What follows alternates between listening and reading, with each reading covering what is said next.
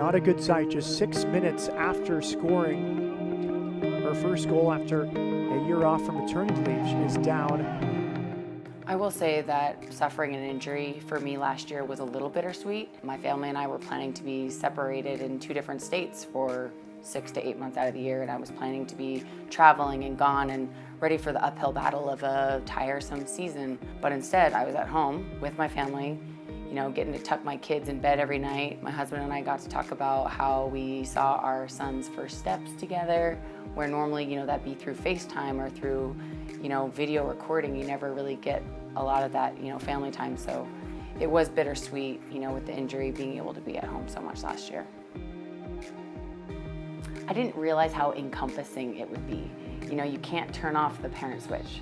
Obviously, with sending my kids home and then having them here, I do that a little bit. But when I've got the kids with me, it's like full-time mom. I'm completely responsible for feeding them, changing them, bathing them, getting them to and from places, and it's all on me. And I think I wasn't prepared that 2 people would be so demanding of me, but I do think that it's probably one of the greatest joys of my whole life. It is extreme, and my husband and I talk about this all the time. It's kind of like all or nothing. So when I don't have the kids here, you know, it's a lot more downtime, a lot more me time. And then when the kids do come, I'm basically a single parent, so I hit the ground running. It's all on me, and it's really hard, but we make it work because this is what we've set out to do. This was the sacrifice that we knew we wanted to make in order for me to play soccer and follow my, you know, soccer career dreams. One of my first years in the league when I had children and I was away from them, I thought to myself, okay, how am I gonna busy my mind? How am I gonna busy myself up so I don't have to think about how much I miss them? And I thought about if I start, you know, planning their birthday parties, maybe that would give me a sense of like doing something for them, but being away from them. So I just started getting into party planning, and it's been really fun. For Ryan's 3rd birthday party, I hired like a reptile handler to come to the house.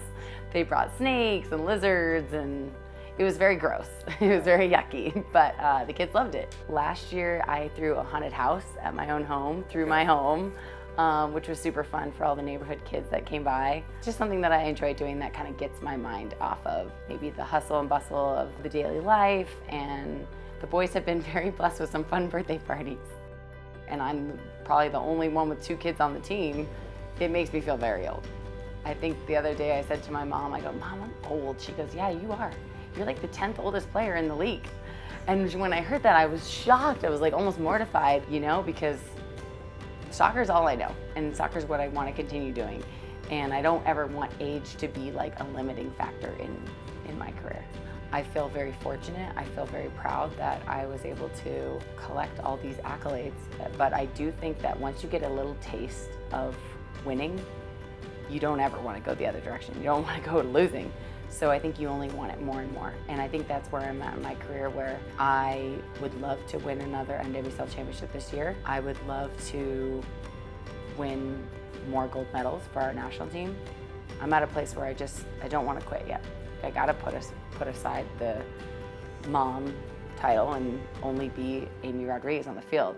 It is funny to have kind of like a dual life or double life and a double identity, but it's what I do, and I think that I've done a good job at compartmentalizing that.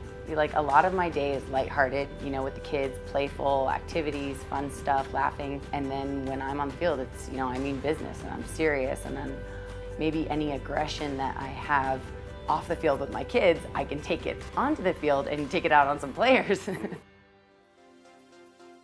I love practice, like being able to go out there and touch the ball and play against people, like it's so joyful to me. I think that if you came out and watched me play, you would see that even though I can be intense during games, during practice, it's so fun for me. It's like a great release. I have so much fun doing it. I love being with my teammates. You know, it's just a lot of fun. Just because I wasn't on the soccer field doesn't mean that I was, you know, just hanging out on the couch. You know, it was day in and day out, so much work, more so than I thought it was gonna be, but that's exactly what an injury requires, you know, 3 or so hours at PT every day for 9 months, just so I could come back here to the Utah Royals and be ready to play again. 1 year minus 2 days since her last action. She's ready to go, and the fans are ready to see her play. Rodriguez in. I think the first time I stepped on the pitch for the Royals is when I had that moment. You know, I finally got to put the jersey on. I finally got to run out onto the field and hear all the fans, you know, cheer my name and root me on. It did feel like, hey, I'm finally back. And I think that was a great feeling because when you're out and you're injured, you know, it's lonely, it's long, it feels like forever. And you always wonder to yourself, you know, am I going to return to be the player that I once was? Am I going to be able to run as fast? Can I kick the ball as hard? You know, will I ever be good again? And I was happy that when I put my jersey back on and I laced my cleats up, it felt like I was back again. Amy, away on a giveaway, into the 18. Rodriguez wins it away from the keeper, rounds her and scores!